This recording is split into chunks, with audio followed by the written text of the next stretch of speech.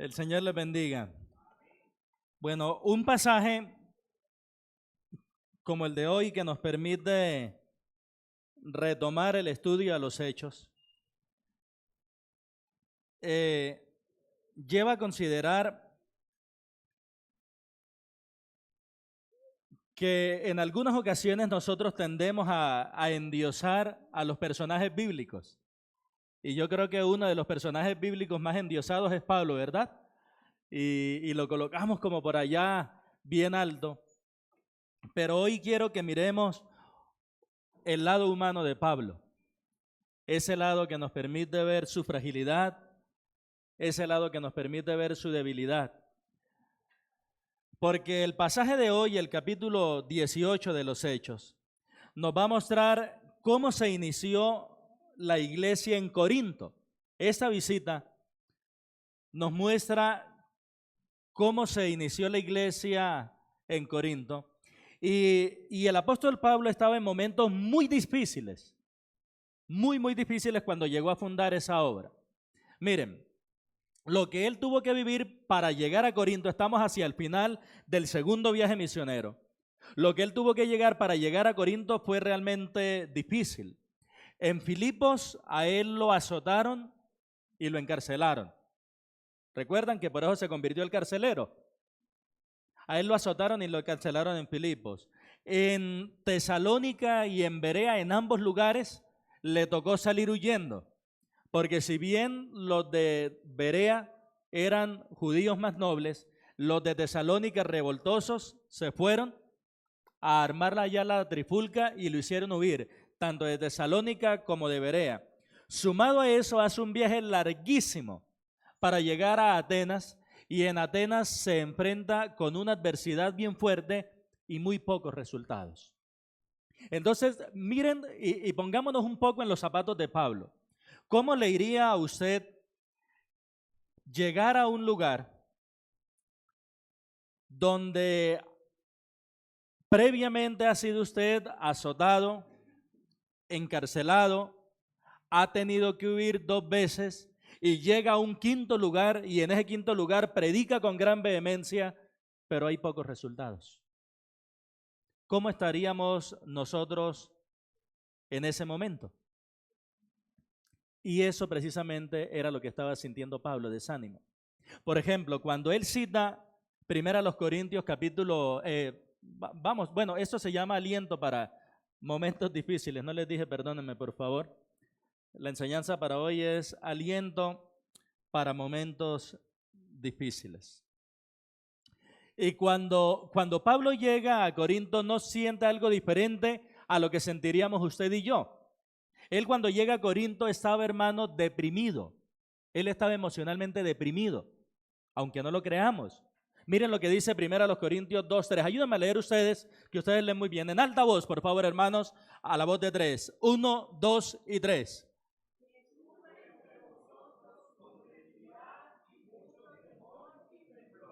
¿Se dan cuenta que Pablo cómo estaba a nivel emocional? Él estaba deprimido. Físicamente, ¿cómo estaba Pablo? Cuando nosotros miramos 1 Corintios capítulo 4, versos 11 al 13, notamos que físicamente él estaba cansado.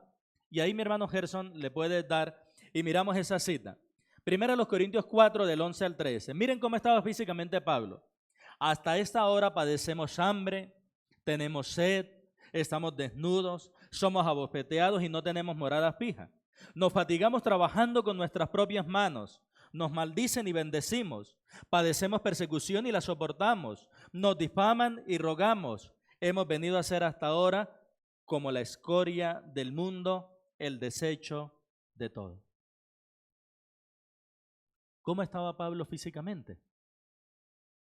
Entonces, imagínense, hermanos, esta combinación. Todo lo que vivió en 5 ciudades se le suma a un estado de depresión y se le suma a un estado físico débil, donde tenía hambre, donde tenía frío. Y para completar, diríamos por ahí, la cereza, llega a Corinto, una ciudad que podría catalogarse de todo menos como partidaria del Evangelio. Porque sale de Atenas, una ciudad sumamente culta, pero llega a Corinto, hermanos, y era una ciudad sumamente pervertida. Cuando Pablo llega a Corinto, Corinto era una ciudad grande, con gran comercio, llena de vicios, llena de inmoralidad. Es aquí en Corinto, hermanos, donde estaba el templo de Afrodita, más conocida como la diosa del amor. Y ese templo de Afrodita albergaba 1000 prostitutas sagradas. ¿Qué eran 1000 prostitutas sagradas o 1000 prostitutas santas? Que aunque suena contradictorio, se manejaba el término. Eran mujeres que se dedicaban a la prostitución, pero únicamente en nombre de algún dios. Por eso, cada vez que tenían algún acto sexual ellas, era también una razón de adoración o de idolatría a ese dios al cual le consagraban. Y Corinto tenía 1000 prostitutas sagradas donde en la Acrópolis, allá en el templo, que descendían esas 1000 todos los días hasta Corinto para ejercer sus servicios o para ofrecer sus servicios, para ejercer sus actividades. Si queremos nosotros saber cómo era el estado de Corinto, es bueno que leamos allí en 1 Corintios capítulo 6, versos 9 y 10. Y miren ese listado que da Pablo allí, y en ese listado notamos cómo era Corinto, para que sepamos a qué se estaba enfrentando este débil, deprimido y perseguido Pablo. Miren a lo que se estaba enfrentando. ¿No sabéis que los injustos no heredarán el reino de Dios? No erréis. ¿Qué encontramos en Corintios? Fornicarios. ¿Qué más? ¿Qué más? ¿Qué más? ¿Qué más? ¿Qué más? ¿Qué más? ¿Qué más? ¿Qué más? ¿Qué más? Esa era Corinto. Y por eso Pablo les escribe que ninguno de esos va a heredar el reino de Dios. Corinto, hermanos, era tan pervertida que a practicar la prostitución le decían corintizar o corintianizar, como traducen algunos. Los historiadores dicen que cuando iban a hacer una obra de teatro y a alguno le correspondía hacer el papel de un corintio, se emborrachaba y subía borracho a hacer su papel. Entonces, imagínense cómo era el estado de esta ciudad de Corinto. Si a una persona que llevaba una vida licenciosa de placer se le decía hacerse el corintio. Mi querido, todo lo anterior muestra la situación tan difícil que vivió Pablo. Pero ¿sabe una cosa? En medio de esa situación, Dios le infundió ánimo. Dios le infundió aliento. Y yo quiero que tengamos en mente eso. Estamos hablando de Pablo llegando al Corinto, no como el superhéroe, sino como él mismo lo describe, como una persona en una depresión profunda, como una persona físicamente desgastada, como una persona frustrada porque en el viaje anterior o en la ciudad anterior no había obtenido resultados y se va a enfrentar a este monstruo de ciudad. ¿No sería raro que dijera Pablo, hasta aquí? Como creo yo que no es raro para nosotros, ¿cierto? Lo que hemos caminado algunos añitos, se nos suman los problemas familiares, conyugales, de crianza, de finanzas, de salud. Y llegamos a un punto donde decimos, ya yo no doy. Pero justo cuando decimos, ya yo no doy más, viene ese aliento de parte del Señor. Y nos infunde un nuevo ánimo. Y nos da esperanza. Y nos da luz. Y de eso, hermano, es lo que vamos a aprender hoy en este final del viaje misionero de Pablo, porque si ustedes observaron el versículo 22, registra que ya es lo último del segundo viaje misionero de Pablo. Entonces, al igual que Pablo, todos nosotros también enfrentamos momentos difíciles material, física o emocionalmente, ¿sí o no? Pero ¿sabe cuál es la buena noticia? Que el Dios de toda consolación nos anima, nos consuela, nos fortalece. Y ese maravilloso Dios sabe cómo hacerlo. Él utilizó 4 cosas para animar a Pablo y es lo que hoy vamos a mirar, hermanos. Él utilizó por un lado, utilizó amigos para animar a Pablo. Por otro lado, le dio a Pablo el privilegio de ver convertidos para que le diera ánimo a Pablo. Por otro lado, le envió una palabra especial para Pablo. O sea, Pablo, oye eso. Y por último, le permitió a Pablo, en cuarto lugar, ver la derrota de sus enemigos. Hoy aprenderemos, mis hermanos, que Dios sabe cómo animarnos en los momentos de dificultad. Él sabe cómo hacerlo.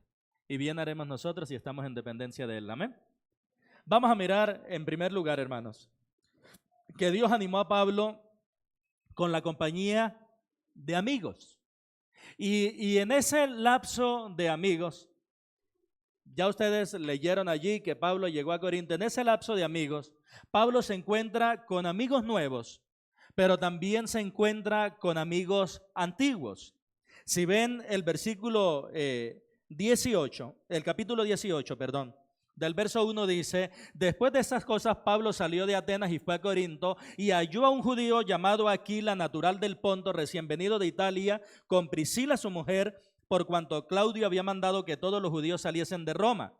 Fue a ellos y como era del mismo oficio se quedó con ellos y trabajaban juntos, pues el oficio de ellos era hacer tiendas. Miren ustedes el cuidado del Señor. Si ustedes me dicen, uy, qué coincidencia la de Pablo, están pecando. No hay coincidencia, hay cuidado providencial de Dios para Pablo. El Señor permite que Claudio, el que estaba gobernando en Roma, saque un edicto que dice: se me van de Roma todos los judíos. Y de allá de Roma sale una pareja de esposos que se llaman, ¿cómo? Priscila y Aquila, ya creyentes. Y el Señor pone en el corazón de Priscila y Aquila que de todas las ciudades que existen en Europa, ellos tienen que ir a una. ¿A cuál? A Corinto. Y prepara el Señor todo para que esta pareja que va a llegar a Corinto tenga el mismo oficio de Pablo. ¿Les parece que eso es casualidad? No, es el Señor cuidando y mirando la manera para infundirle ánimo, para infundirle aliento a su siervo. Lo mismo que ocurre, hermanos, en nuestra vida continuamente, solamente que con mucha frecuencia lo atribuimos a la buena suerte, a la casualidad. Pero ni buena suerte, ni casualidad, ni destino, hermanos. La mano invisible de Dios guiando nuestra vida. Miren todo lo que el Señor hizo. Hacer que un emperador saque un edicto para expulsar una pareja que tienen por oficio hacer carpas y mandarlos al mismo lugar de Pablo. Y por eso decimos que Dios anima a Pablo con la compañía de amigos y por un lado le da amigos nuevos.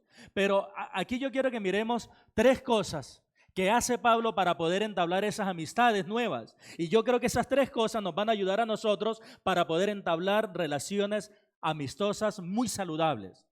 La primera está en la frase que dice, fue a ellos. ¿La identifican ustedes? Creo que está en el verso 3, si no estoy mal. Identifíquenla y me ayudan, por favor. Dice literalmente, fue a ellos. En verso 2, bien.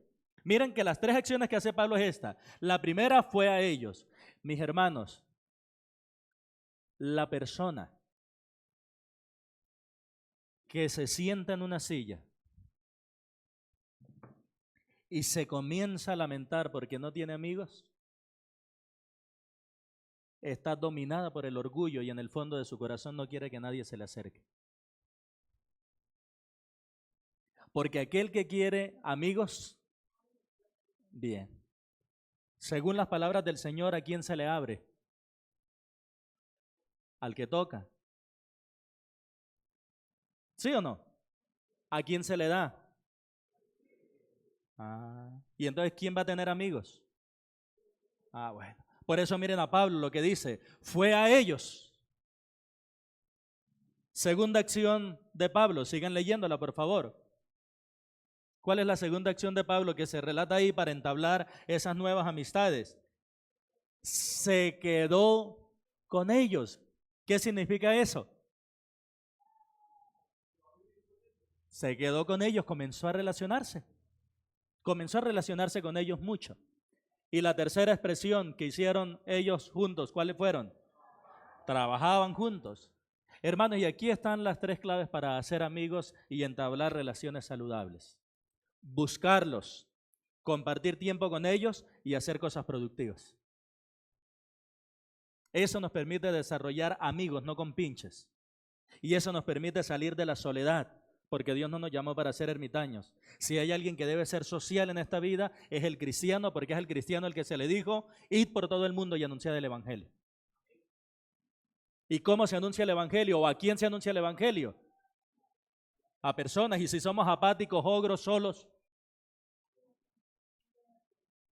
no se puede hacer, no se puede cumplir la gran comisión. No tendría sentido mi vida. Miren entonces cómo Dios preparó las cosas para llevarle allí a Pablo y dejarle todo en bandeja. Pero mis hermanos, Dios no nos va a coger la boca, nos va a dar la comida, pero Dios no nos va a meter la comida en la boca y hacernos en la mandíbula así. Y después con una chupa para que pasemos. La sirve. ¿Se la quiere comer? Coma. Y por eso Pablo lo hizo de esa manera. Aprovechó todo lo que el Señor le preparó y fue a ellos y se quedó con ellos y trabajó con ellos y de esa manera Dios le dio ánimo a través de amigos nuevos.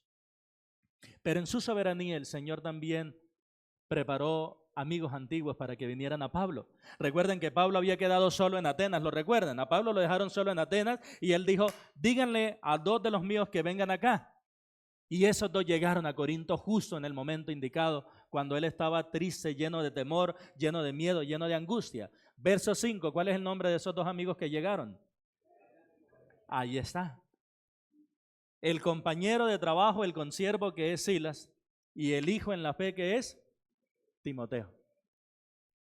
Ese Pablo ahora sí estaba pero feliz, estaba contento. Y nos debemos hacer una pregunta. ¿Quién preparó todo esto para animar a Pablo? Mis queridos, Dios animó a Pablo con la compañía de amigos.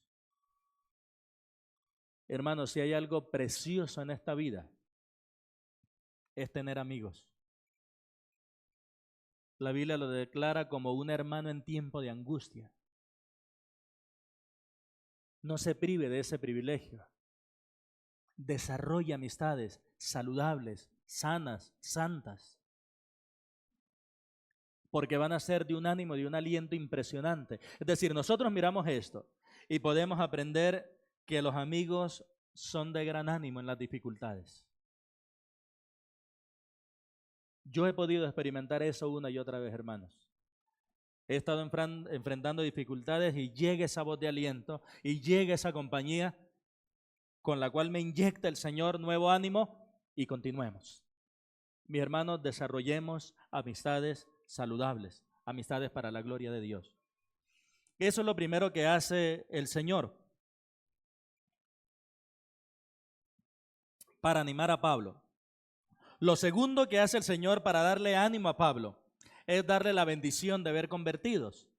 Eso es lo segundo que vemos allí, que Dios animó a Pablo con la bendición de convertidos. Miren ustedes, por favor, quedamos en el verso 5, ¿cierto? Silas y Timoteo vinieron de Macedonia y cuando ellos vinieron, verso 5, Pablo estaba entregado por entero a la predicación de la palabra, testificando a los judíos que Jesús era el Cristo. Pregunta, mis hermanos, ¿cómo llegó Pablo a disfrutar la bendición de ver convertidos? Según el versículo que acabamos de leer. ¿Cómo llegó Pablo a disfrutar la bendición de ver convertidos? ¿Cómo? Predicando, muy bien, exacto. Es decir, que los convertidos resultaron de una predicación, pero yo le pongo la palabra de una predicación cristocéntrica. Ahí no le puede dar mi hermano Gerson. Porque el verso 5 termina diciendo, testificando a los judíos que Jesús era el Cristo. El Cristo. Pero también, hermanos, los convertidos resultaron de una predicación insistente, porque vez tras vez estaba Pablo predicando. Verso 6, pero oponiéndose y blasfemando estos, ¿quiénes son estos? Los judíos, les dijo, sacudiéndose los vestidos, vuestra sangre sea sobre vuestra propia cabeza. Yo limpio, desde ahora me iré a los gentiles. Fíjense ustedes, el verso 7, y saliendo de allí se fue a la casa de uno llamado Justo, temeroso de Dios, la cual estaba junto a la sinagoga. Y Crispo, el principal de la sinagoga, creyó en el Señor con toda su casa, y muchos de los corintios, oyendo, creían y eran bautizados. Es decir, los judíos se le oponían. Esa palabra oponerse significa alisar en orden de batalla. Es decir, le pusieron frente a Pablo y se lo pusieron a la predicación que él estaba dando. Pero la predicación de Pablo no fue solamente cristocéntrica, sino también insistente. ¿Y lo vemos en qué? En que él le predicó a diversas personas y en diversos lugares. ¿Cuáles diversas personas? Le predicó a judíos, pero también le predicó a gentiles. Y miren que el verso 8 nos registra que hubo alguien convertido. ¿Quién? Crispo. ¿Y quién era ese Crispo? ¿Qué nacionalidad tenía entonces? Si era principal de la sinagoga, ¿de quién son las sinagogas? De los judíos. Entonces, ¿qué nacionalidad tenía Crispo? Judío. Pero también nos dice ahí que los corintios, muchos creyeron, ¿sí o no? Entonces, miren que Pablo insistió en predicar a diversas personas, sean judíos, sean gentiles, pero también en diversos lugares, porque él predicaba en la sinagoga, pero llama la atención que cuando le dijeron aquí en la sinagoga no, y le cerraron la puerta, ¿a dónde se fue él? A ver, si estuvieron atentos a la lectura, ¿a dónde se fue él? ¿Y dónde estaba esa casa? Es decir, hermano, que él cerró esta puerta y se fue para la puerta del lado. Este Pablo es intrépido, ¿ah? Sale de la sinagoga y le monta una iglesia al lado. Yo creo que los de la sinagoga hasta escuchaban la predicación de Pablo ahí en la iglesia. Y se convierte el principal de la sinagoga. Hermanos, Dios no le dio a Pablo la gracia de ver convertidos en Atenas, que fue la ciudad anterior. Pero ahora el plan del Señor es que el Señor comienza como a encerrar a Pablo y lo comienza a angustiar, de tal manera que Pablo pierda cualquier esperanza en sí mismo.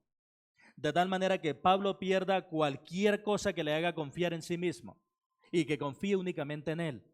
Por eso el Señor lo que hace es cogerlo y allá lo aprieta, pero aquí le comienza a abrir. Por eso insisto, hermanos, Dios sabe cómo y cuándo animarnos. Él sabe. Él conoce hasta dónde aguantamos. Y justo cuando queremos tirar la toalla, nos anima. Animó a Pablo con amigos, ya lo miramos. Aquila, Priscila, Timoteo, Bernabé. ¿Bernabé? Silas, ya Bernabé se había quedado, Silas. Pero anima ahora a Pablo con convertidos. Permite que Crispo y permite que muchos corintios comiencen a creer. Y díganme, hermanos, si no hay algo o qué habrá en esta vida más maravilloso que ver que una persona cree en Jesucristo como su Salvador. ¿Cierto que eso es algo maravilloso? No hay nada que lo supere. Cuando nosotros miramos esto, hermanos, de la alegría que produce ver nuevos creyentes, podemos entender que la alegría de ver nuevos convertidos opaca nuestras tristezas. La alegría de ver nuevos convertidos opaca nuestras tristezas. ¿Sabe que hay un antídoto contra la tristeza que poco usamos? ¿Sabe cuál es ese antídoto contra la tristeza que poco usamos y que es efectivo? Testificar de Cristo. Yo le animo, le reto a un día de tristeza profunda que usted tenga, contra todo pronóstico, contra todo deseo, aunque usted no tiene fuerzas, vaya y predique de Cristo. Y me cuenta cómo termina ese día. Le aseguro que no lo va a terminar igual de triste. Predique de Cristo, porque hay felicidad para el que predica de Cristo. ¿Cuán hermosos son los pies? Ahí está. Los que con lágrimas sembraron. Eso es un gran antídoto contra la tristeza. Dios animó a Pablo con amigos, Dios animó a Pablo con convertidos. Ahora le va a dar Dios un ánimo que considero yo que es el más sublime, el ánimo más sublime que puede dar Dios. Y es que Dios animó a Pablo con su palabra. Mis queridos, es al mirar esta porción del verso 9 al verso 11, miramos cómo Dios animó a Pablo con la fuerza de su palabra. Miren ustedes que en el momento Pablo estaba feliz porque había nuevos convertidos, porque habían llegado amigos, pero él seguía teniendo persecución. A él lo seguían acorralando. Y recuerden que estamos en una etapa o en un momento de Pablo donde él no está ni fuerte físicamente ni fuerte mentalmente. Físicamente está débil y mentalmente está deprimido. Y Dios está infundiéndole ánimo. Y Dios está infundiéndole ánimo como solo Él sabe hacerlo. Y ahora miren lo que ocurre en el verso 9 y el verso 10. Entonces el Señor dijo a Pablo en visión de noche. Miren, no temas, sino habla y no calles, porque yo estoy contigo y ninguno pondrá sobre ti la mano para hacerte mal, porque yo tengo mucho pueblo en esta ciudad. Y se detuvo allí 1 año y 6 meses enseñándoles la palabra de Dios. Mis queridos, cuando nosotros vemos el verso 9, analizando la fuerza de la palabra de Dios, nosotros podemos mirar que la palabra de Dios motiva. Dense cuenta que dice, no temas, sino habla y no calles.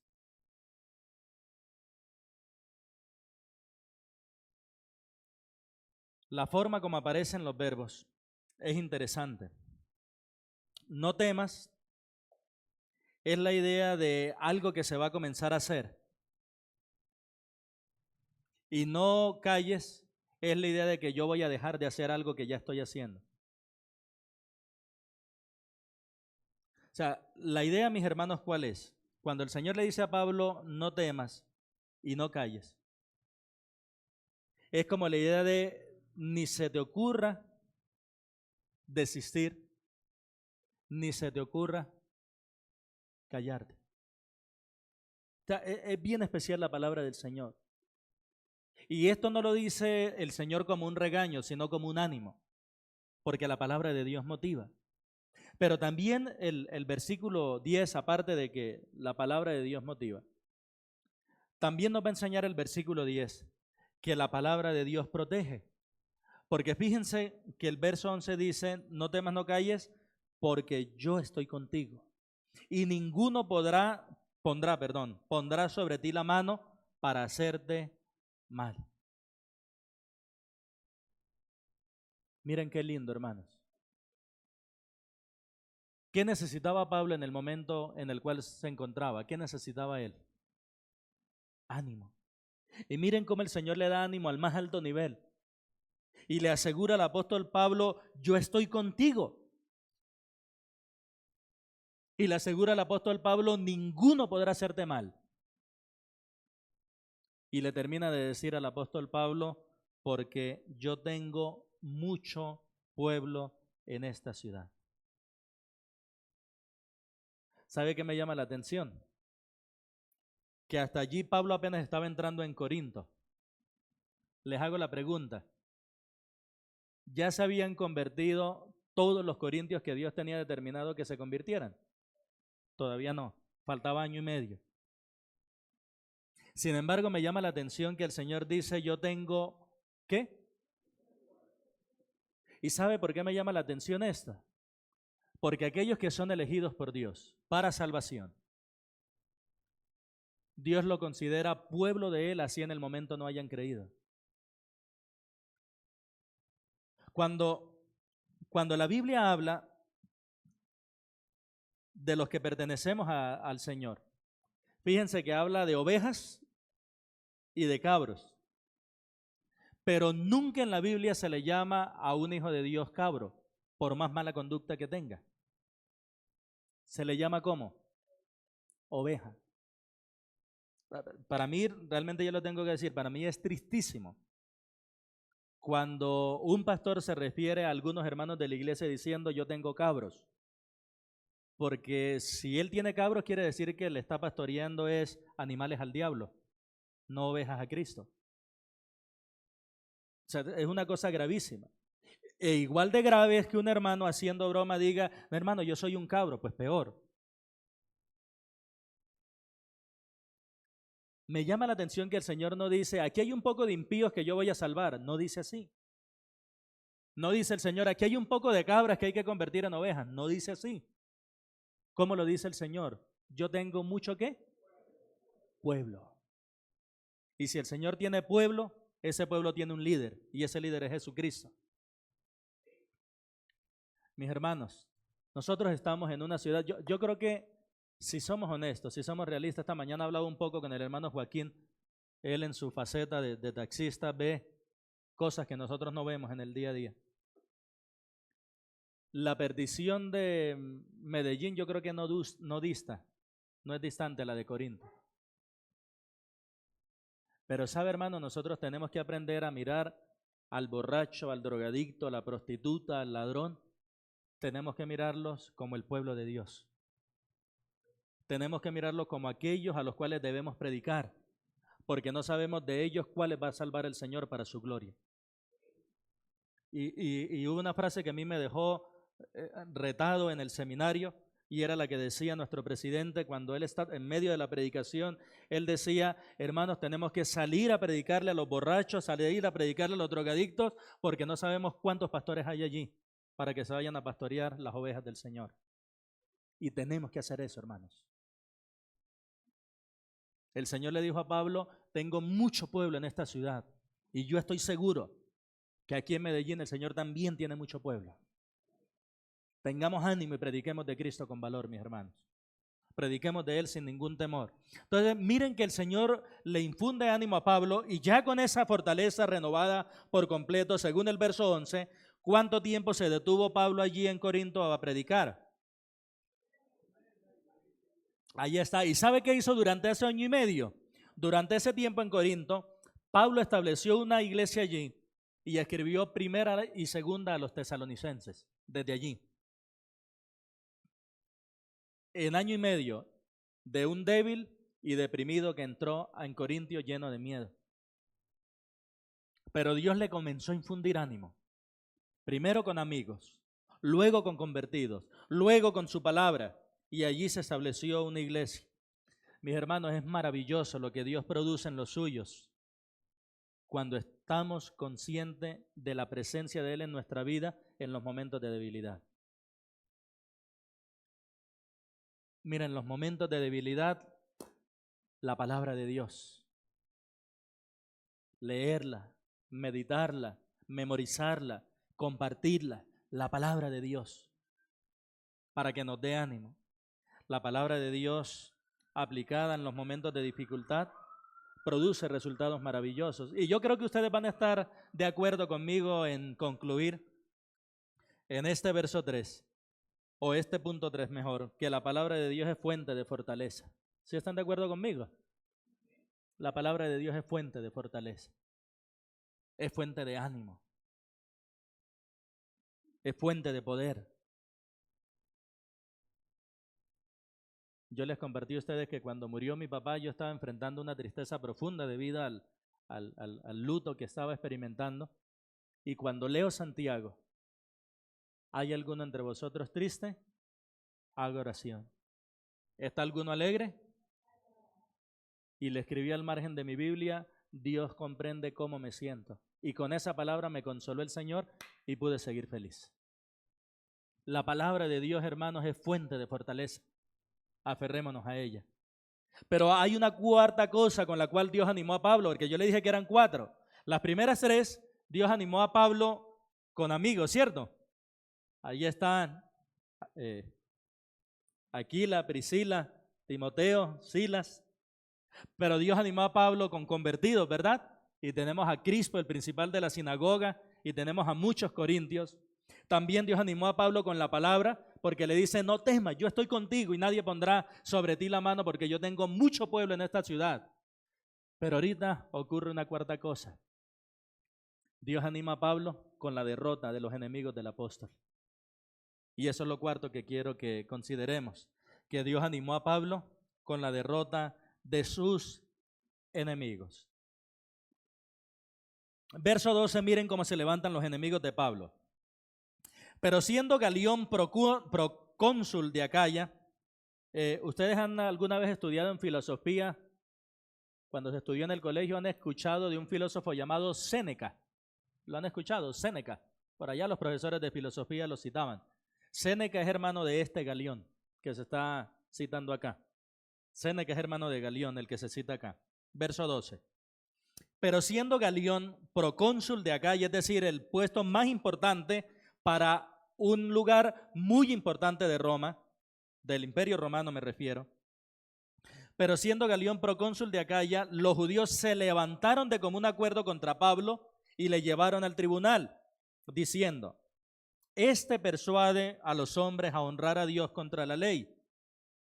¿Era verdad o era mentira? Falso. Pero así son los hijos de Satanás. Y al comenzar Pablo a hablar, Galión dijo a los judíos: si fuera algún agravio o algún crimen enorme, oh judíos, conforme a derecho yo os toleraría. Pero si son cuestiones de palabras y de nombres y de vuestra ley, vedlo vosotros, porque yo no quiero ser juez de estas cosas. Y los echó del tribunal.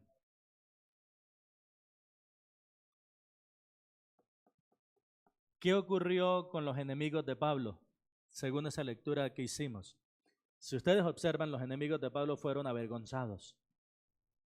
Ellos llevaron allá, le podemos dar ahí, hermano. Ellos llevaron allá a Pablo con el objetivo de que él fuera enjuiciado. ¿Y cómo terminaron ellos? Se me van de acá. Y Dios animó a Pablo así, viéndole cómo él, no Pablo, cómo él atiende a los enemigos de Pablo. Recuerden, hermanos, que la venganza no es mala.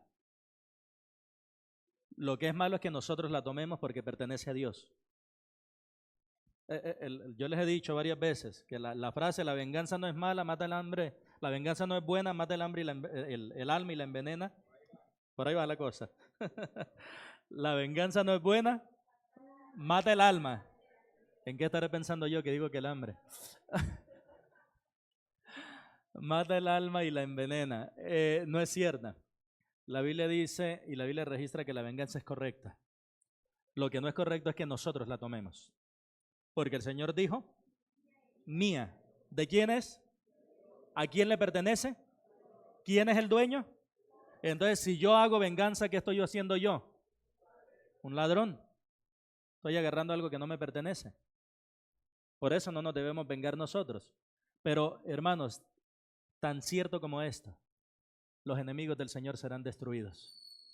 Eso es una verdad que no podemos negar.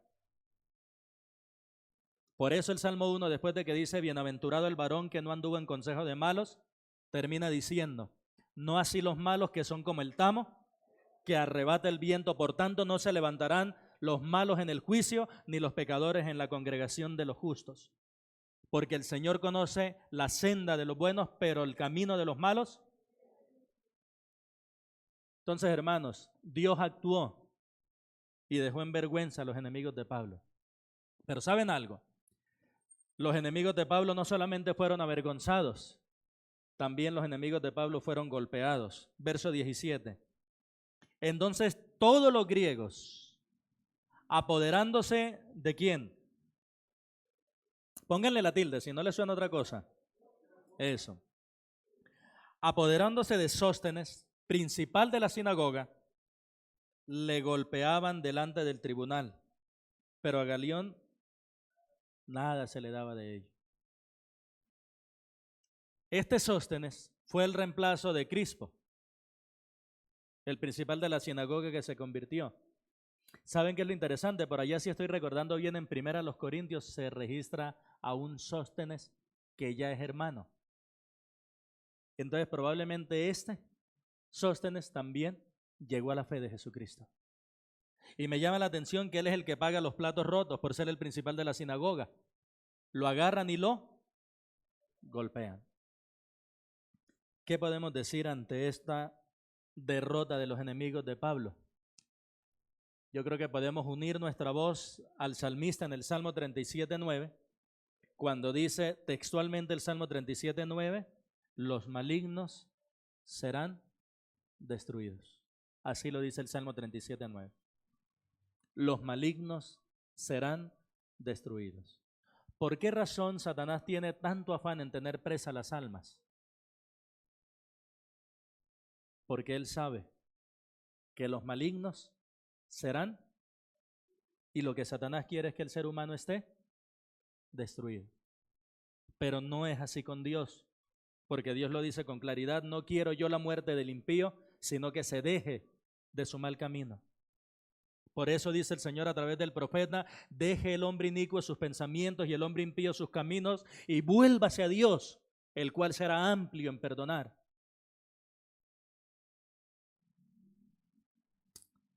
Ahora, miren que después de que el Señor ha fortalecido a Pablo con esas 4 cosas, le permite culminar su segundo viaje misionero. Hagámosle lectura, por favor, porque recuerden cómo empezó Pablo su obra en Corinto. Recuérdenla, que él la describe. Cómo la empezó físicamente, cómo la empezó emocionalmente, cómo la empezó a nivel anímico.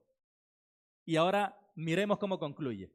Miren, verso 18. Mas Pablo, habiéndose detenido aún muchos días allí, después se despidió de los hermanos y navegó a Siria, y con él Priscila y Aquila. Ya no se fue solo, habiéndose rapado la cabeza en Cencrea, porque tenía hecho voto. Un momento allí, por favor. Habiéndose rapado la cabeza en Cencrea, ¿para qué se hacía eso? Números capítulo 6 explica lo que es el voto del nazareo. Y allí se registra que cuando una persona quería hacer un voto de nazareo era algo voluntario. ¿Qué hacían? Se dejaban crecer el cabello y luego se rapaban y llevaban ese cabello y lo quemaban para darle gracias al Señor por haberlos protegido, por haberlos guardado. Es decir, el cabello era el signo de: Señor, tú me preservaste la vida. Por eso yo vengo a ti a darte gracias. Es decir, que cuando él dice se rapó, ¿cómo lo dice? Perdón, ¿se rapó o se cortó? ¿Cómo dice? Se rapó. Cuando dice se rapó, no es que él esté volviendo a prácticas judaizantes, no. Lo que él está expresando es gratitud al Señor.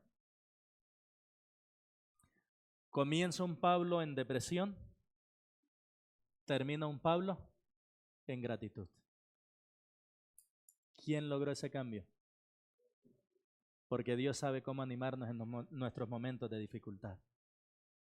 Miren qué linda esa transformación que tiene aquí el apóstol Pablo. Ahora, fíjense, por favor, lo que sigue diciendo.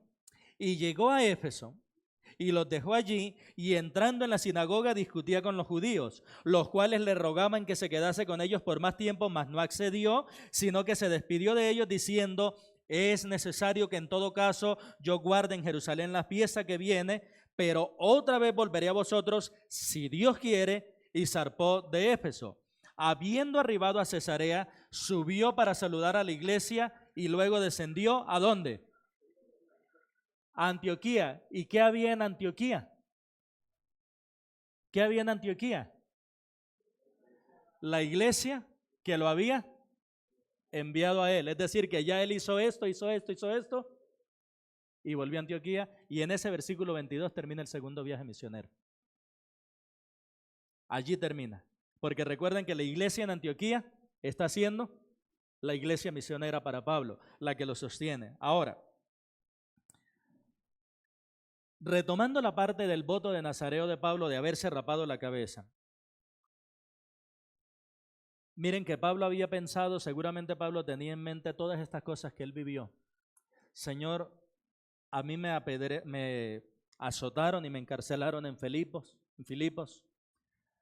me persiguieron en Tesalónica, me persiguieron en Berea, me fui para Atenas y tú me guardaste de los filósofos, llego a Corinto y no me devora la ciudad, sino que todo lo contrario, me permite ver un fruto abundante y me ha sostenido.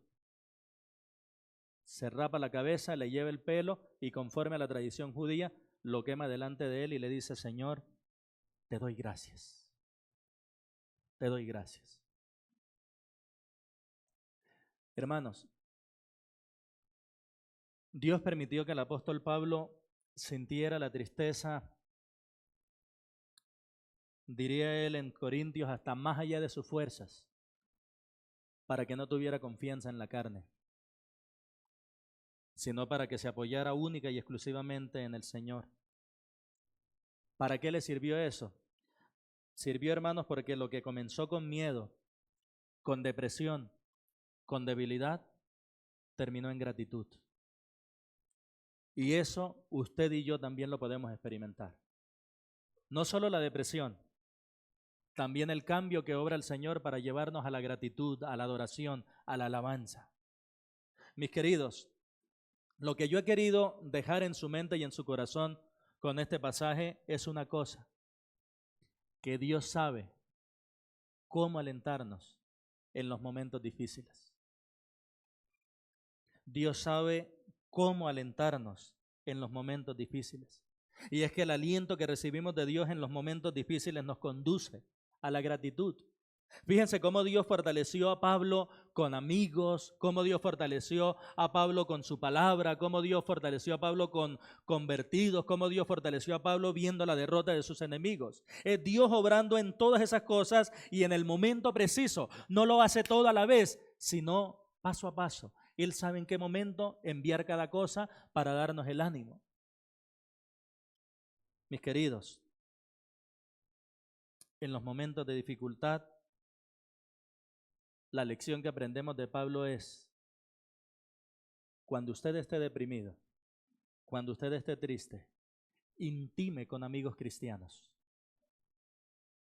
Testifique valerosamente de Cristo y aférrese a la palabra del Señor, porque la palabra del Señor lo va a sacar del lodo más cenagoso en el cual usted se encuentra. Recuerden las palabras del salmista: pacientemente esperé a Jehová y se inclinó a mí y oyó mi clamor y me hizo sacar del pozo de la desesperación, del lodo cenagoso. Puso luego mis pies sobre peña y enderezó mis pasos. Miren lo maravilloso. Por eso dice la Escritura: verán esto muchos y temerán y confiarán en el Señor. ¿Para qué Dios nos mete a nosotros y permite que nosotros caigamos en depresiones, en tristezas, en angustias, en apuros, en aprietos? Para llevarnos a que no dependamos de nosotros, a que renunciemos a toda nuestra capacidad, para que de esa manera el poder de Dios actúe en nosotros. Bástate mi gracia, porque mi poder se perfecciona. Y luego en esa fortaleza, en ese poder del Señor Jesucristo, nosotros podamos atribuirle a Él la gloria, para que los demás vean y digan: el Dios que usted tiene es un Dios verdadero.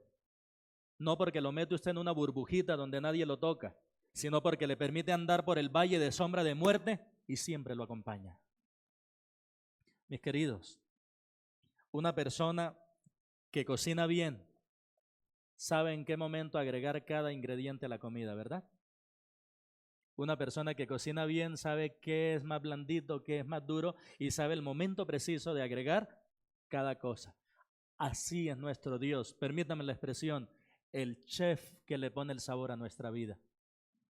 Él sabe en qué momento necesitamos una pizca de sufrimiento, pero también sabe en qué momento necesitamos una pizca de alivio y nos va cuidando en todo el proceso para irnos transformando y formando y conformando a la imagen de Jesucristo, para que cada día seamos menos de nosotros y más de nuestro Salvador, para que cada día podamos vivir las palabras del apóstol, del bautista Juan: es necesario que yo mengüe, pero que Él.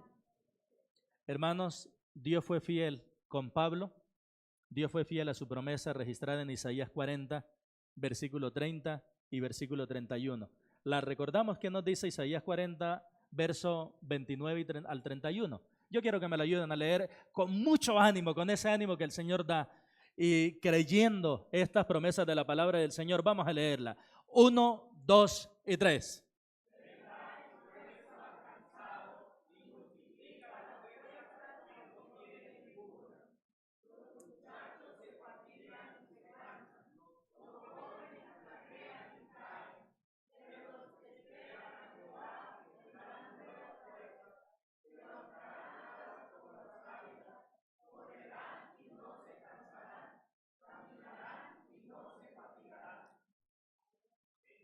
Hermano, el mismo consuelo y ánimo está disponible para todos aquellos que sirven fielmente al Señor.